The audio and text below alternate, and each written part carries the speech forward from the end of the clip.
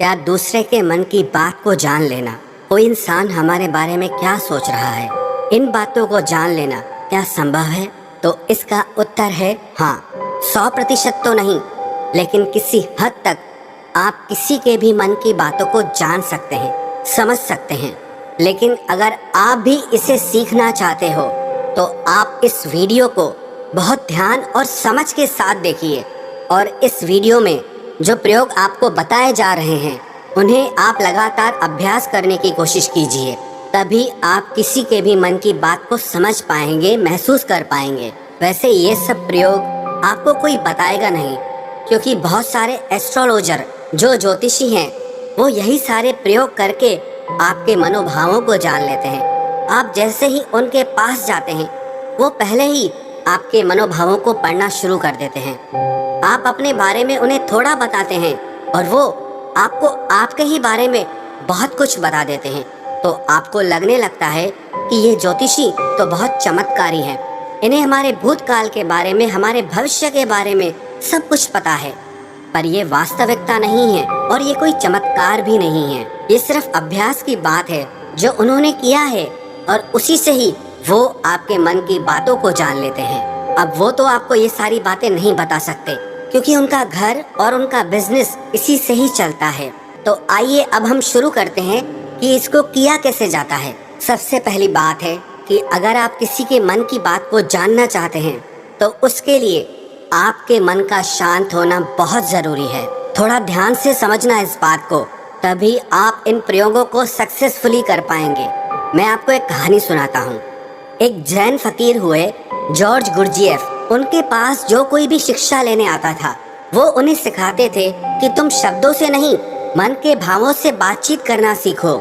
इसे टेलीपैथी भी कहा जाता है, जो बिना कुछ कहे एक दूसरे के साथ मन ही मन में बात कर लेना। कई बार आप लोगों ने महसूस किया होगा कि आप किसी के बारे में सोचते हैं और वो इंसान आपके सामने आ जाता है या उसका फोन आ जाता है।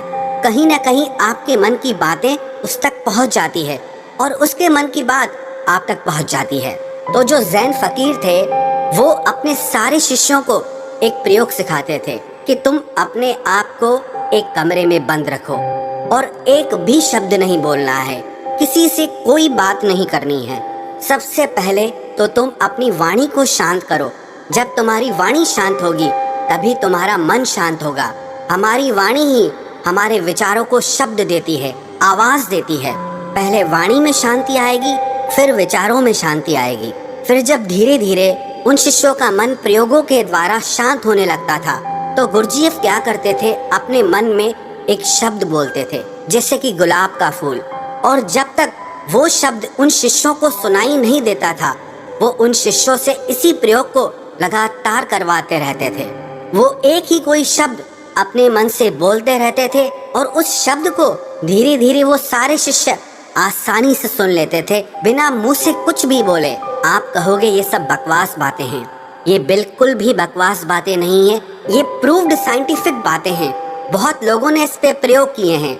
आपने कभी देखा, जो मनोवैज्ञानिक होते हैं वो बहुत से लोगों के चेहरे के हाव भावों को देखकर, उनकी बातों को सुनकर उनके मन की बात जान लेते हैं। तभी मनोवैज्ञानिक लोगों के सामने सब लोग अपने दिल की हर बात खोल कर रख देते हैं। उन्हें लगता है कि इन्हें हमारे बारे में सब कुछ समझ में आता है, ये तो हमारे मन की बातें पढ़ लेते हैं। जो लोग मनोवैज्ञानिकों के पास जाते हैं उन्हें लगता है कि इस मनोवैज्ञानिक के पास तो कोई चमत्कारी शक्ति है। सच कहूँ, उसके पास कोई चमत्कारी शक्ति नहीं।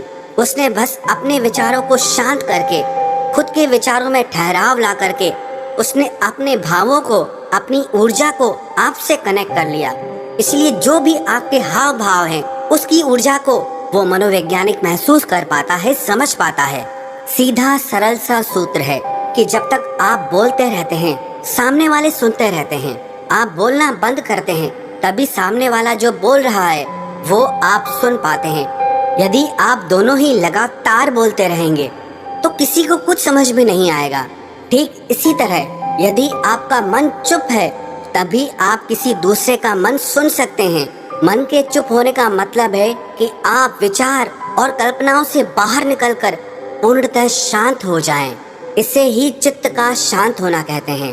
कहते हैं कि इस मन की शक्ति योग के बल पर जो योगी लोग होते हैं वो चींटियों के पैरों में बंधे घुंघरू की आवाज तक भी सुन सकते हैं। तो लोगों के मन में तो दुनिया भर का शोर मचा हुआ है, वो आपको कैसे नहीं सुनाई देगा। लेकिन इसके लिए आपको एक बात बता दूं, जिन लोगों का मन बहुत चंचल रहता है, बहुत दौड़ता रहता है, ऐसे लोग अपने ही मन की बातों को ठीक से नहीं समझ पाते, तो वो किसी और के मन की बात को क्या समझ पाएंगे। मैंने एक कहानी सुनी, एक फकीर हुए लाओ त्सु, वो अपने एक शिष्य के साथ रोज सुबह में वॉक करने जाते थे। एक दिन जो उनका शिष्य था, तो उस दिन उनका शिष्य अपने मित्र को भी साथ लेकर आया। तो मॉर्निंग वॉक के टाइम पे उनका शिष्य और उसका मित्र भी साथ साथ चलने लगा। वो काफी देर तक ऐसे ही पैदल चलते रहे, किसी ने कोई आवाज नहीं की। जो उनके शिष्य का मित्र था वो बड़ा हैरान हो रहा था कि ये लोग कुछ बोलते क्यों नहीं, इतनी देर से चुप क्यों हैं ये लोग। तो उसने सोचा मैं ही बात शुरू करता हूँ, और काफी समय गुजरने के बाद उसने सिर्फ इतना कहा कि कितनी अच्छी सुबह है, कितना अच्छा मौसम है। जब उस शिष्य के मित्र ने ये बात कही तो लाओ त्सु ने कहा कि कल से तुम अपने मित्र को मेरे पास बिल्कुल लेकर मत आना, क्योंकि ये बहुत शोर मचाता है। वो शिष्य बड़ा हैरान हो गया कि इसने तो सिर्फ इतना कहा कि कितनी अच्छी सुबह है, मौसम कितना अच्छा है, इसमें इसने ऐसा कौन सा शोर मचा दिया। तो लाओ त्सु ने अपने शिष्य से कहा कि मेरा मन अब पूर्णतः शांत हो गया है, अब जरा सी भी आवाज मुझे शोरगुल मालूम होती है। सुबह अच्छी है तो है, मौसम अच्छा है तो है, मैं भी देख रहा था कि मौसम अच्छा है, तुम भी देख रहे थे, तो इस बात को व्यर्थ में बताने का मतलब ही क्या हुआ। मेरे मन में ऐसी शांति भर गई है कि ये व्यर्थ की बातें मुझे अब बिल्कुल अच्छी नहीं लगती, क्योंकि मैं बिना बोले ही सब कुछ सुन सकता हूँ और बिना कहे ही सब कुछ कह सकता हूँ। तो मैं शब्दों को बोलकर और सुनकर अपनी उस शक्ति को क्यों नष्ट करूँ। जब मैं बिना बोले सुन सकता हूँ, बिना कहे भी कह सकता हूँ, तो मुझे शब्दों की जरूरत ही नहीं है। अगर आप भी चाहते हैं कि आप दूसरे लोगों के मन की बात जान सकें, तो उसके लिए आप एक प्रयोग करें। सबसे पहले आप दिन में कुछ समय निश्चित करें कि इस समय से इस समय तक आप कुछ नहीं बोलेंगे, और उस समय पे आप एक आसन में बैठना सीखिए और अपने मन में जरा गहरे झांक कर देखिए कि वहाँ क्या चल रहा है। आपको कोई प्रतिक्रिया नहीं देनी, बस देखना है, और धीरे धीरे इसे देखते हुए आपका मन शांत होने लगेगा।